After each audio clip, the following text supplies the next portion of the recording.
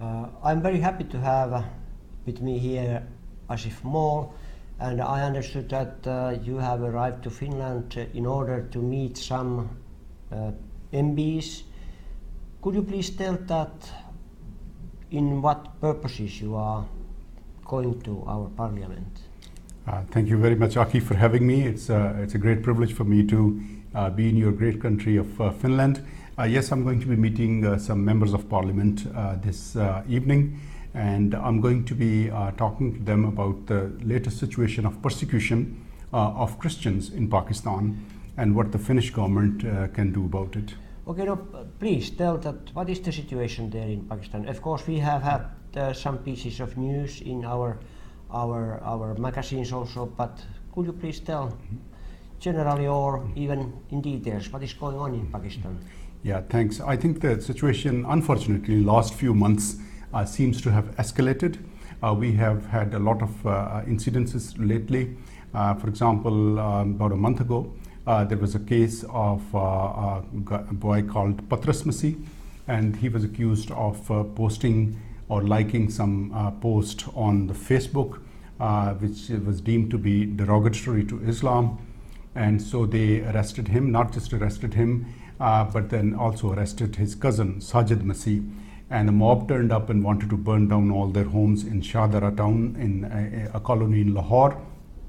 And then Sajid Masi was found to be very injured after climbing from the building of the Federal Investigation Authority.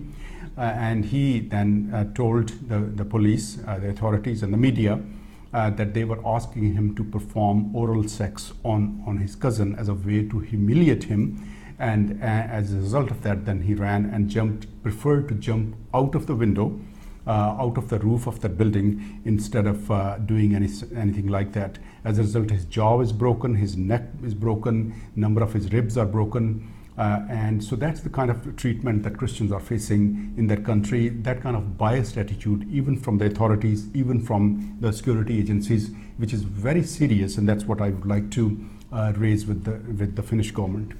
And then the other incidents that you're probably aware, a couple of days ago, 4 Christians traveling in a rickshaw in city of Quetta, and they were fired upon by the terrorists, and all 4 of them have died, unfortunately, and 2 of them were real brothers, and another woman was their sister-in-law, and ISIS apparently has claimed the responsibility for the murder. So you can see that the persecution of Christians by the civil society, people, extremists accusing Christians falsely of persecution has increased, and the authorities, instead of trying to help, are also persecuting by humiliating people and torturing them while in custody to have a confession of their liking. And then terrorists have also stepped up their activities and trying to shoot and kill Christians, innocent Christians. And you mentioned also that there is is there some states or that they are commanding or making this mandatory to recitate Quran, or what is this? Yes, that's in our northwestern frontier province, which is called Khyber Pakhtunkhwa, a little bit of a mouthful and difficult to pronounce for a Westerner. In that province, they recently they have made it mandatory for everyone to memorize, recite and memorize the whole Quran, and there is no option given to non-Muslims. So which means that if you are a Christian or a Hindu or any other non-Muslim living in Khyber Pakhtunkhwa province, then you have to either memorize the Quran and become like a Maulvi, even though you are not even a Muslim, or if you refuse to do that, then you will be denied education. You won't be able to go to school, and then the only option will be to become a menial job worker. So that's kind of economic oppression. And now the more dangerous thing is that they are proposing, one of the political parties in Pakistan is proposing that to be implemented also in Punjab. Punjab, as you know, is a very large province. 65% of Pakistan's population lives there, and 95% of the Christians in Pakistan actually live in Punjab.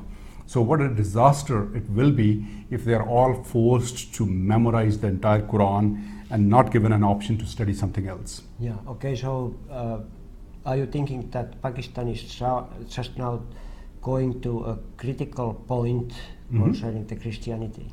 Yes, I think things are becoming very critical right now in Pakistan in general, and especially in Punjab as well. And so I think that this is high time that the international community encourages Pakistan in a way that will make sense to them, that they have to abide by their obligations for the United Nations and Article 18 of the UN Convention on Human Rights.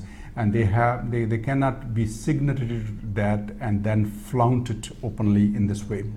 And as a result of this persecution and suffering, as you know, there are tens of thousands of Christians who have fled and have ended up applying asylum in a number of countries, in Malaysia, in Sri Lanka, in Nepal, but the biggest contingent obviously being in Thailand.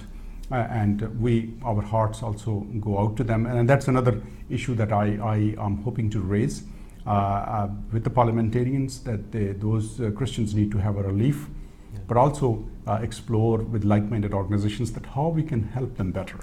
And one of your reasons to visit here is also that we are now trying to find out ways, at least, how to help those refugees in Bangkok. Absolutely, and I'm very pleased. We had a good meeting earlier, and I'm going back very encouraged that we'll be able to do more things together to bring comfort and support to those suffering brothers and sisters who are refugees from Pakistan in Bangkok. Okay, thank you for challenging us, and of course, then we are telling to our listeners that we have to pray for Pakistan, pray for the situation there, and we have to pray for Asif and his ministry, and also pray that we will have more and more ways to help those persecuted Christians, not only in Pakistan but all over the world. Thank you, Asif, and God bless you. Thank you, Aki. God bless you. God bless you. Thank you.